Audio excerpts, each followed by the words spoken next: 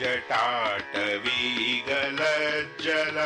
प्रवाह पावितस्थले गलेवलम्ब्य तुङ्गमालिकाम्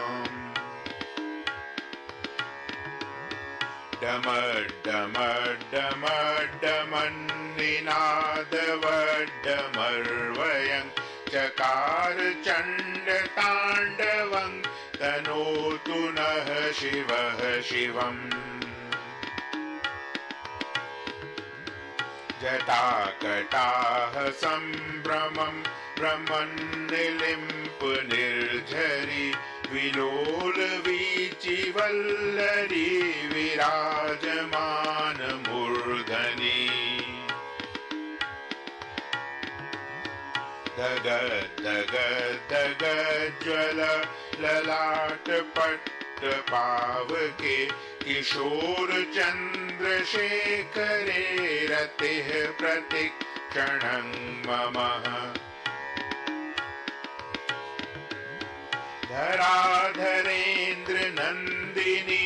विलास बन्धु बन्धुर स्फुरद्दिगन्त सन्तति प्रमोदमान मानसे कृपा कटाक्ष धोरणी निरुद्ध दूर्धरापदि क्वचित् दिगंबरे मनो विनोद में तु वस्तुनि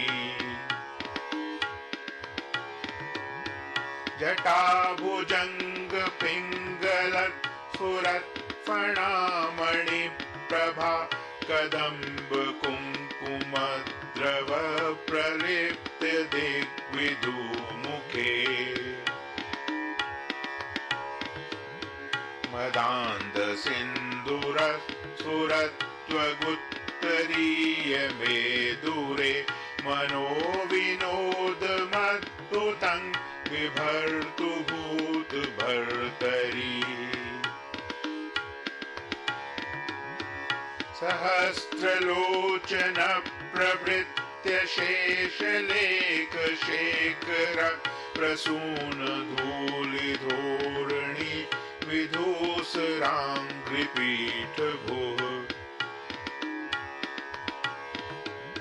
भुजंग राजमालया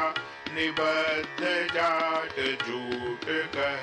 श्रिय चिराय जायतां चकोर बन्धुशेखरः ललाट चत्वरज्ज्वल धनञ्जय स्फुलिङ्गभा निपीत पञ्चसायकं नमन्निलिम्पनायकम्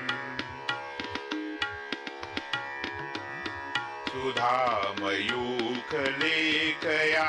विराजमान शेखरं महाकपालि सम्पदे शिरोजटालमस्तु नः कराल भाल पट्टिका धगद्धग धगज्ज्वल धनञ्जयाधरी कृत प्रचण्ड पञ्चसायके धराधरेन्द्र नन्दिनी कुचाग्रचित्रपत्रक प्रकल्पनैक शिल्पिनी त्रिलोचने रतिर्मम नवीन मेघमण्डली निरुद्ध दूर्धर स्फुरत् कुहूषिनीशनीतवः प्रबद्ध बद्ध कन्धरः निलिम्प निर्झरीधरस्तनोतु कृत्ति सिन्धुर कलानिधान बन्धुर श्रियङ्गगद्धुरन्धरः प्रफुल्ल नील पंकज प्रपंच कालिमप् प्रभा विडम्बिकण्ठ कन्धरा रुचि प्रबन्ध कन्धरम्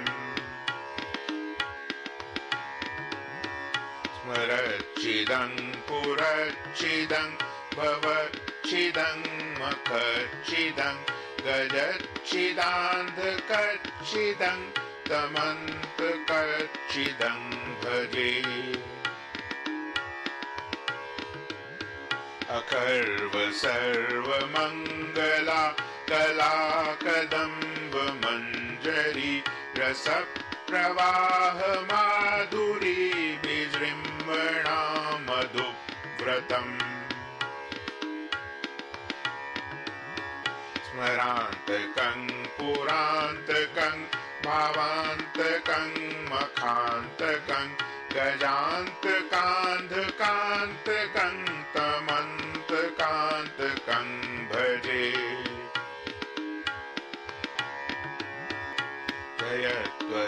जयत्वदब्रविभ्रम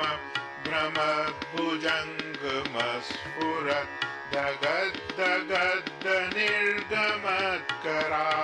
भाल हव्यवात् दिमे दिमे दिमिध्वनं मृदङ्गतुङ्गमङ्गल ध्वनिक्रमप्रवर्तितः प्रचण्डताण्डवः शिवः निषिद्धचित्रतल्पयोर्भुजङ्गमौक्तिकमस्रजो गरिष्ठरत्नलोष्ठयो सुहृद्विपक्षपक्षयो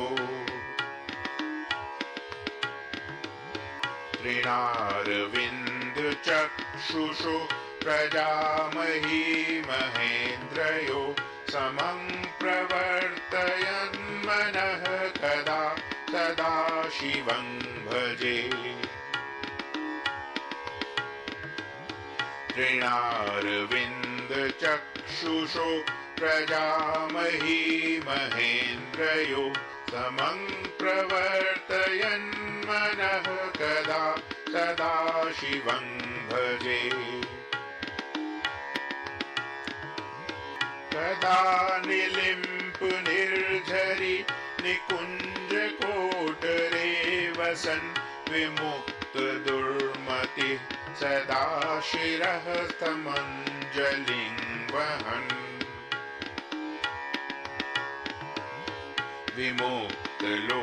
विमुक्तलोललोचनो ललाम भाललग्नकः शिवेति मन्त्रमुच्चरन् कदा सुखी भवाम्यहम्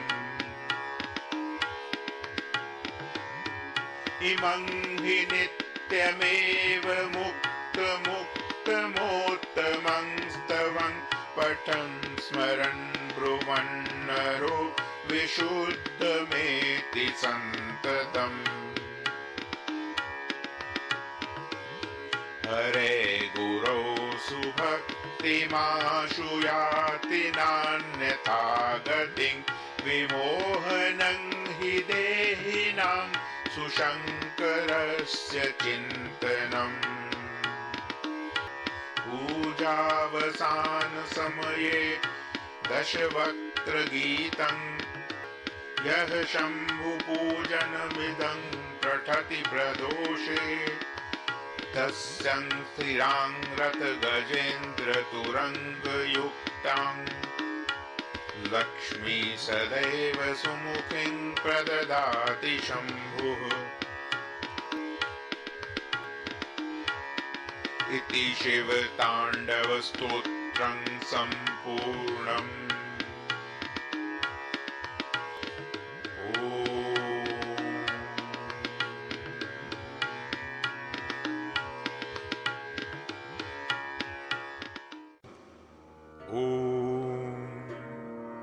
जिन्होंने जटारूपी अटवी यानी वन से निकलती हुई गंगा जी के गिरते हुए प्रवाहों से पवित्र किए गए गले में सर्पों की लटकती हुई विशाल माला को धारण कर डमरू के डम डम शब्दों से मंडित प्रचंड तांडव यानी नृत्य किया, वे शिव जी हमारे कल्याण का विस्तार करें। जिनका मस्तक जटारूपी कड़ाह में वेग से घूमती हुई गंगा की चंचल तरंग लताओं से सुशोभित हो रहा है।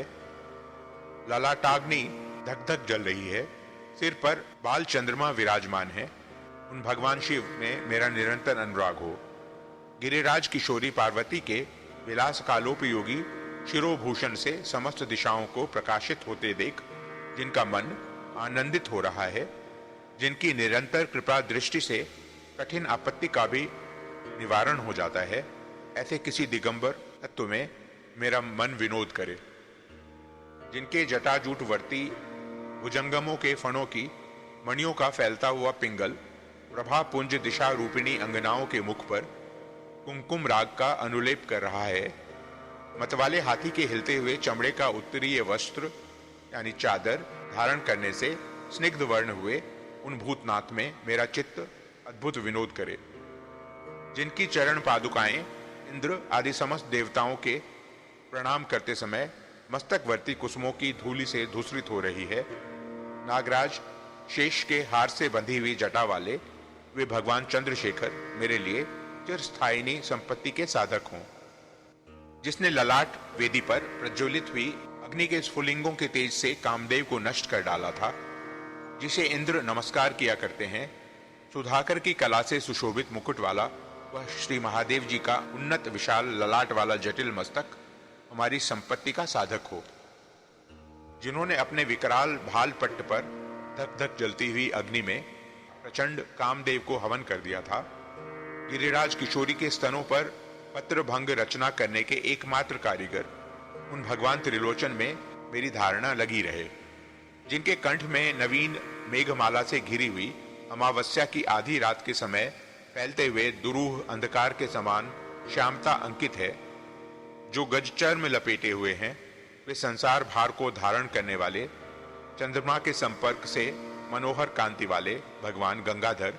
मेरी संपत्ति का विस्तार करें। जिनका कंठ देश खिले हुए नील कमल समूह के श्याम प्रभा का अनुकरण करने वाली हरिणी किसी छवि वाले चिन्ह से सुशोभित हैं,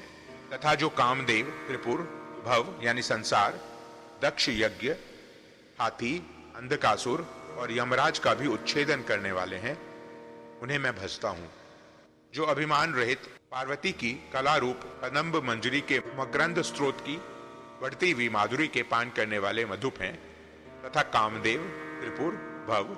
दक्ष यज्ञ,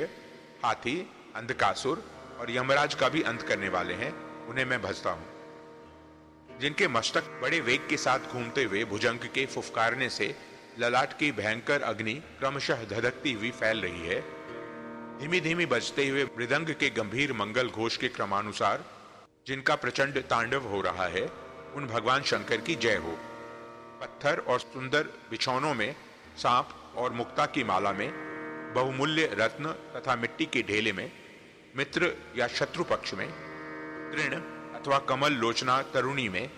प्रजा और पृथ्वी के महाराज में समान भाव रखता हुआ मैं कब सदाशिव को भजूंगा। सुंदर ललाट वाले भगवान चंद्रशेखर में दत्तचित्त हो अपने कुविचारों को त्याग कर गंगा जी के तटवर्ती निकुंज के भीतर रहता हुआ सिर पर हाथ जोड़ डबडबाई हुई वेहवल आंखों से शिव मंत्र का उच्चारण करता हुआ मैं कब सुखी होऊंगा। जो मनुष्य इस प्रकार से उक्त उत्तमोत्तम स्तोत्र का नित्य पाठ, स्मरण और वर्णन करता रहता है, वह सदा शुद्ध रहता है और शीघ्र ही सुरगुरु श्री शंकर जी की अच्छी भक्ति प्राप्त कर लेता है। वह विरुद्ध गति को नहीं प्राप्त होता, क्योंकि श्री शिव जी का अच्छी प्रकार का चिंतन प्राणी वर्ग के मोह का नाश करने वाला है। सायंकाल में पूजा समाप्त होने पर रावण के गाए हुए इस शंभु पूजन संबंधी स्तोत्र का जो पाठ करता है, भगवान शंकर उस मनुष्य को रथ, हाथी, घोड़ों से युक्त सदा स्थिर रहने वाली अनुकूल संपत्ति देते हैं।